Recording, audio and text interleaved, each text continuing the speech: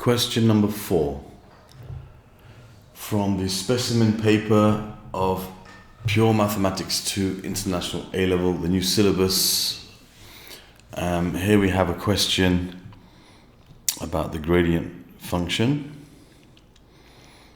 Okay, it says figure 2 shows a sketch of the curve with the equation y equals f of x.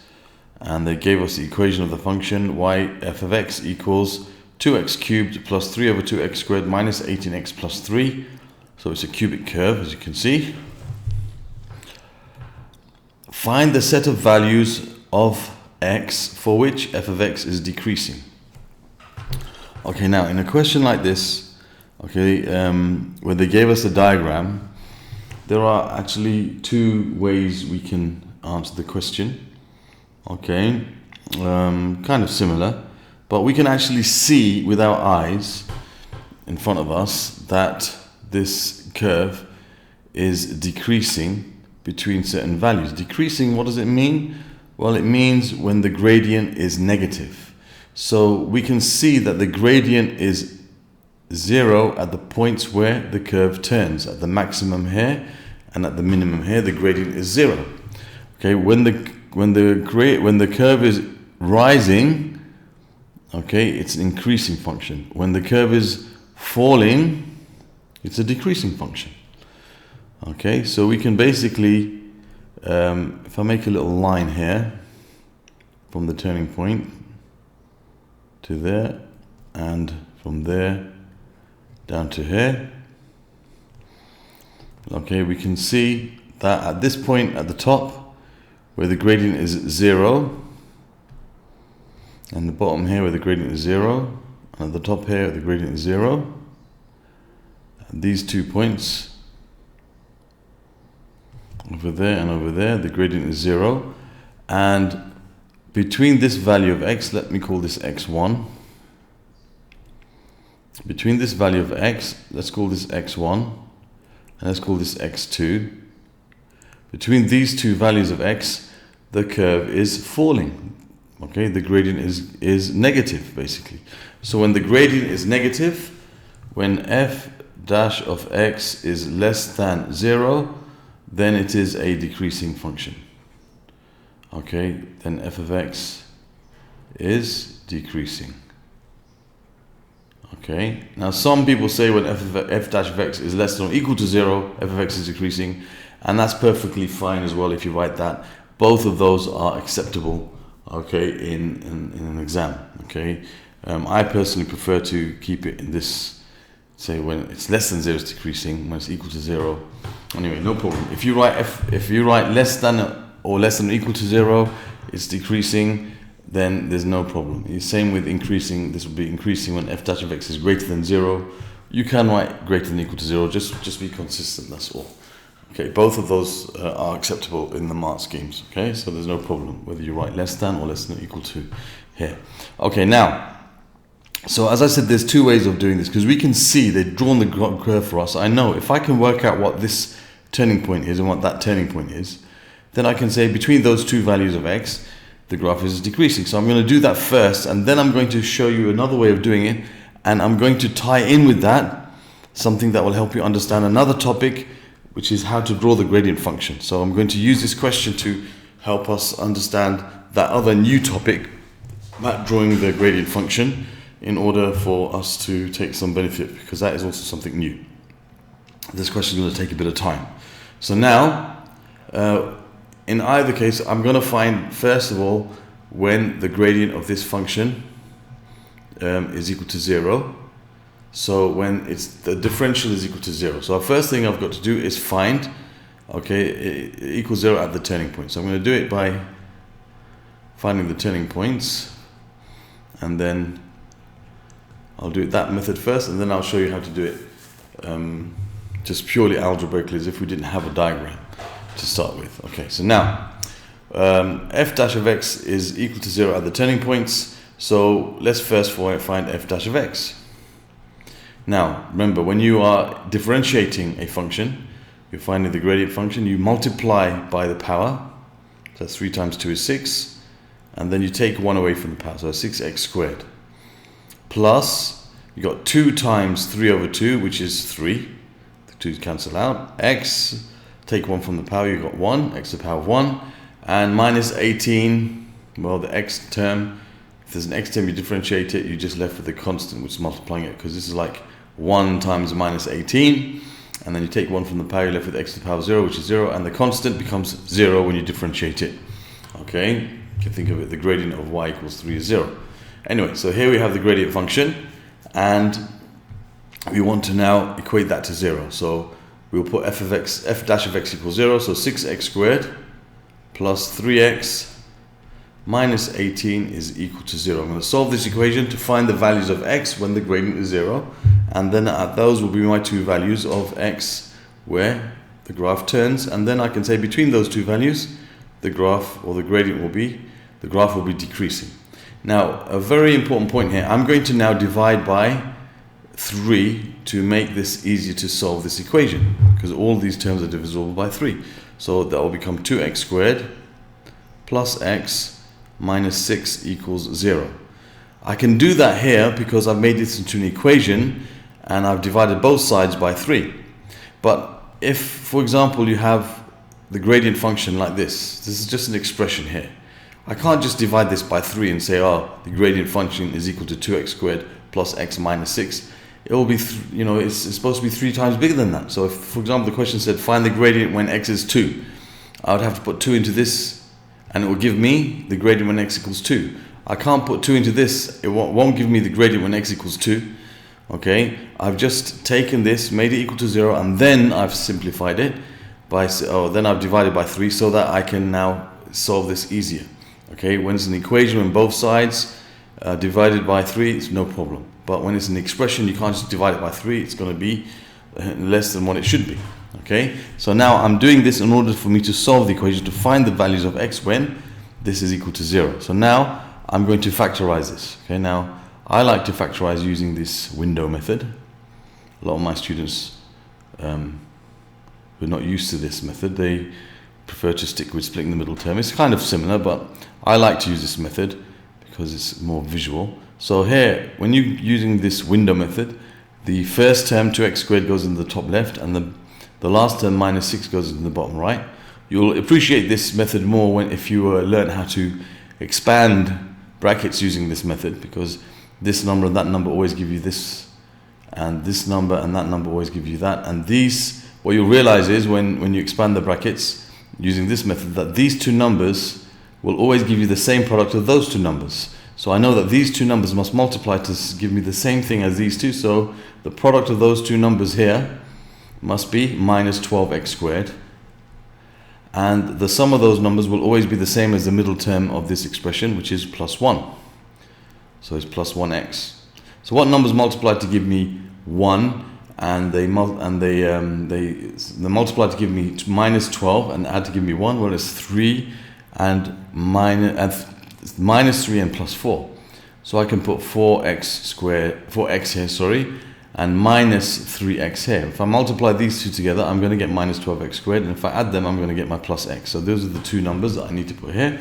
And then what I do is I look for the common factor from these two terms here, which is just x. And from these two terms, well, you got 2 and x. And then I say, okay, x times something here will give me minus 3x. Well, that's minus 3.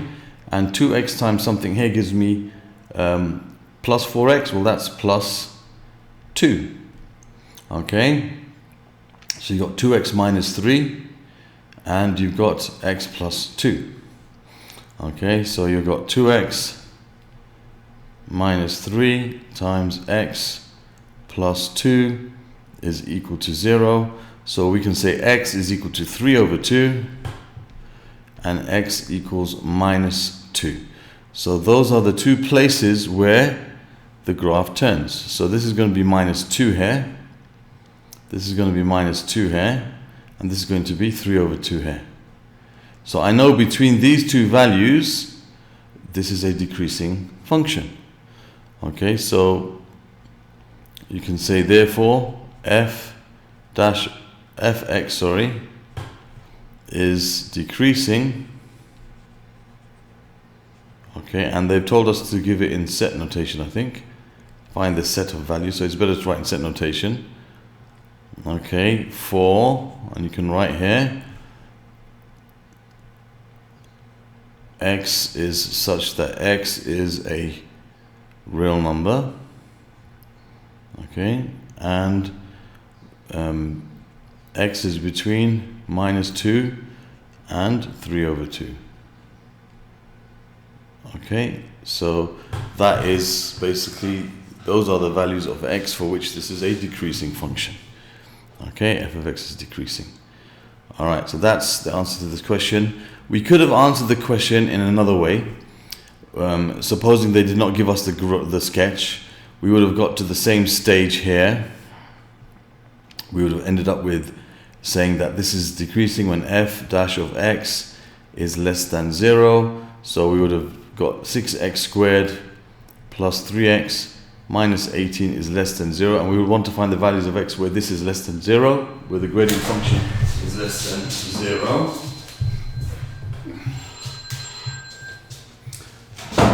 Sorry about that.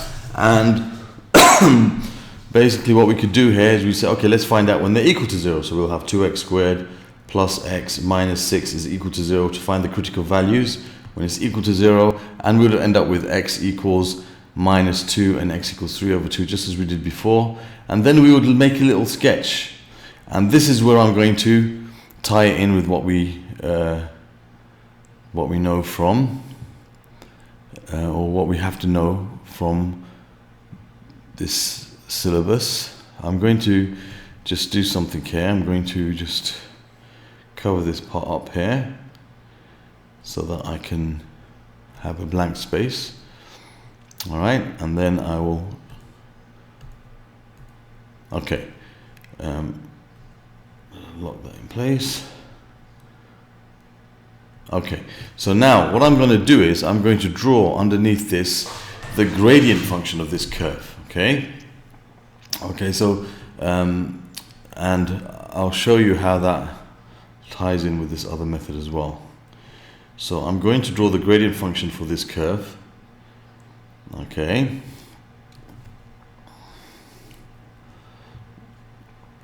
this is now y equals f dash of x. All right, so now I'm going to draw it purely by looking at what's happening to the curve, rather than sketching this equation here. Rather than sketching this equation, I'm going to look purely, okay, at what's happening to this curve. Try and link it into what we need to know. So basically what we can see is this curve, it has a positive gradient. Its gradient is positive in this region here. Up to -2, it's a positive gradient. But what's happening to the gradient, it was quite high, steep, and it's getting less and less and less. The gradient is decreasing until it reaches 0. The gradient is decreasing until it reaches 0. So that's what's happening here. So this gradient here is decreasing, okay, until it reaches 0. It reaches 0 at this point. Then what happens is the gradient becomes negative, and the gradient starts to get more steep in the negative direction. So it's negative and it's decreasing. Okay, it's getting steeper. Okay, it's getting more and more negative. So it's negative, okay, and it's getting more and more negative, but then it reaches a point where it starts to become less negative. So it's decreasing first. Okay, there's a point here. See that point here? It's decreasing. Then it's decreasing. It's still decreasing, but it's starting to. The gradient is starting to get bigger. It's still negative, not still decreasing. Sorry. Let me rephrase that. Okay, up to this point, the gradient is getting more and more negative. So it's decreasing. Then it reaches a point where it's still negative, but it's starting to increase. It's starting to get less negative. It's starting to come closer to 0 again. Okay, so this is called a point of inflection, but not where the gradient becomes 0, where the gradient changes from decreasing to increasing. It's the gradient is not the function, but the gradient is decreasing, and then it starts to get increasing, because the gradient is getting more and more negative. Then it starts to become less negative until it comes to 0. So at this point here, you're going to have what's called it's going to be negative. The gradient is still going to be negative, but it's going to reach a point where it reaches its minimum. The gradient reaches its minimum value, and it starts to become positive again. Not positive. It starts to get increase again. So the gradient is decreasing. It's negative. It's decreasing, but then it starts to increase. Okay, then it reaches a point where it becomes 0. And when does it become 0? When x is equal to 3 over 2. That's when it becomes 0 again. And then it starts to become positive, and it starts to get more and more steep. So it starts to increase more and more positive. So this is the gradient function for that graph. Okay, so if we were to solve it using this other method, we would just say, okay, that's where we would draw this gradient function. I mean, you would just sketch this graph here, okay, which we can sketch from this. We can say, okay, we know that it's smiley face, it's 0 when x equals -2 and 3 over 2, so it must go up like this. So where is the gradient negative? The gradient is negative when it's below the x-axis, and that's between -2 and 3 over 2. As I said, you can put equals as well here, no problem. Okay, but I just wanted to tie that in a bit to thinking about how the graph changes, because sometimes they don't give us the equation of the curve. They just give us a curve, and they expect us to draw the gradient function. So you won't be able to do it by looking at this and then, solving it. You'd be able to look at it by saying, oh, when the turning point is when the gradient function equals 0. The point of inflection like this, where it's going from more negative to less negative, more negative to less negative, is going to be a turning point on the graph, and so on. Okay, there's going to be a few more questions like this in the sample papers, and I might do some questions from the book as well to explain this topic, but that's like an addition to this topic, which isn't really part of this particular question, but just to tie it in with some of the new stuff, okay, that we have. Now I'm going to go on to part B. It says, given that the equation fx equals k, where k is a constant, has one real root, okay, find the set of values for k. So if we take our diagram that we have from the other page, we know that this is where x equals -2, and this is where x equals 3 over 2. Fx equals k has one real root. Okay, now, if you were to continue this graph in this direction, and you were to continue this graph in this direction, okay, and fx equals k, where k is a constant, okay, fx equals k is basically y equals k. It's basically a horizontal line. Okay, so this would be an example of fx equals k or y equals k, a line that's horizontal passing through k on the y-axis. Let me just make that a bit more realistic. It doesn't cave back into itself, it just carries on going down. Okay, now this is the line y equals k. Now at the point where I've drawn it now, it has 3 solutions. There's 3 places where fx equals k has 3 solutions, because fx equals k in 3 places. Okay, okay, that's not supposed to move. Let me just lock this in place.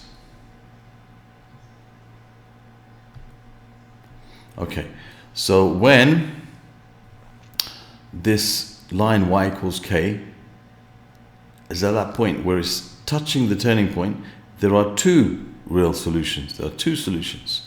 Okay, you got one at the tangent here and one over here. So it's only when it's more than this value, when it's greater than this value over here, which is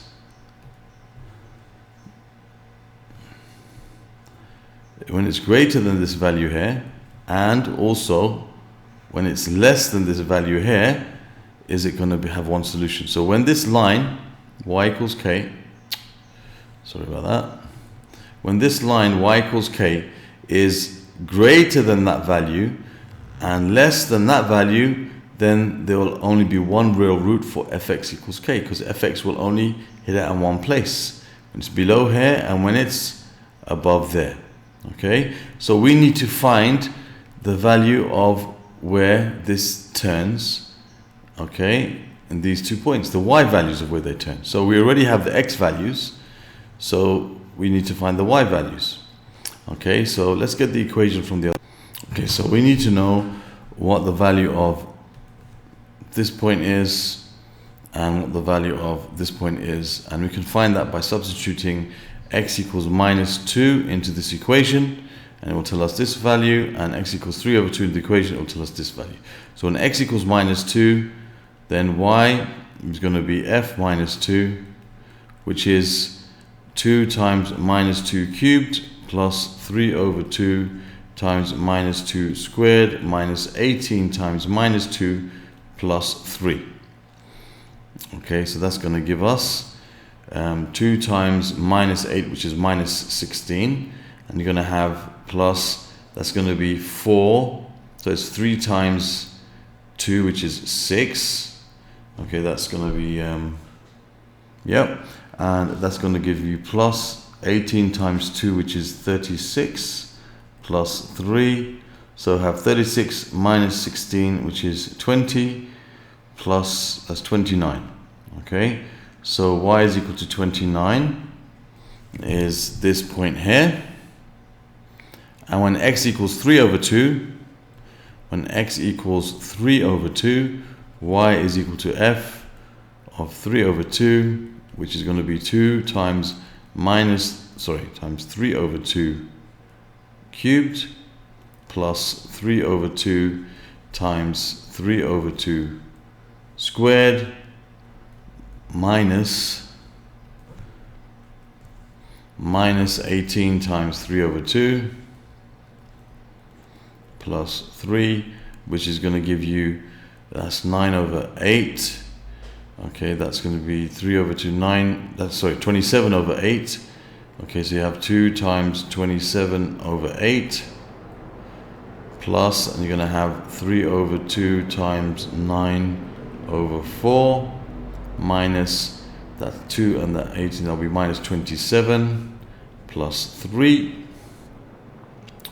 So this is going to give us 54/8 plus 27/8 minus 24. So 54 plus 27, that's going to be 81/8 minus 24. Let's just put this in a calculator. Okay, 81/8. I want to check if I was right. Over 8 minus 24, and that gives us minus 111/8. Minus 111/8. Okay, what's that value? And it's going to be minus 13.875, you could say.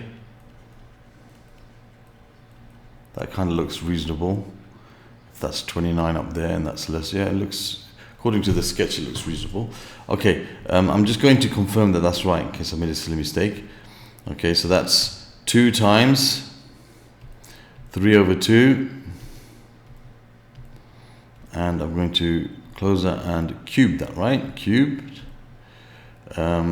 plus 3/2 over 2 times 3/2 squared.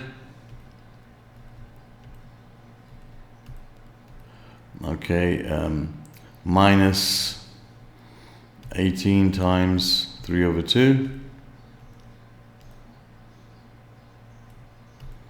Okay, and plus 3. Yes, minus 111/8, that's fine. Okay, so there we have the other value of y. Y equals minus 13.875.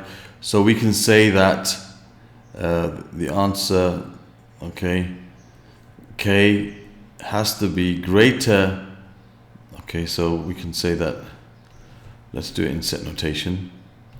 So we can say, well, it doesn't actually state set notation, but it says find the set of values. So I'm going to do that because this is also something quite new where they ask, sometimes they do say in set notation. So we're basically going to have k is such that, we've got blue now, k is a member of the real numbers, and k must be less than minus 13.875, or k must be greater than 29. That's how you'd write that in set notation, because there's two separate areas which satisfy that condition. Okay, this is minus 13.875.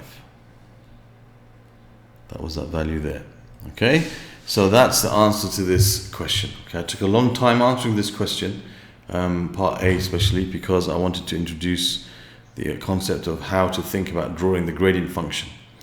Okay, and again, we don't actually have to write this. We could just, it doesn't say in set notation, so we could just write this as k is less than 13.875 and k is greater than 29. Both of those ways will be acceptable, but if it says in set notation, you should write in this method with this union. Okay, now you can't here put equals in this case at all, because if you do put equals, then there would be two roots at that point. Okay, because when k is equal to 29, there's going to be one root here and one root over here. Okay, where that line continues on, it will be one root and another root. Same thing here at minus 13.875. If you put equals, then there'll be a root here and a root there as well, and it won't answer the question one real root when k is above 29 and below minus 13.875. Okay, there we have it.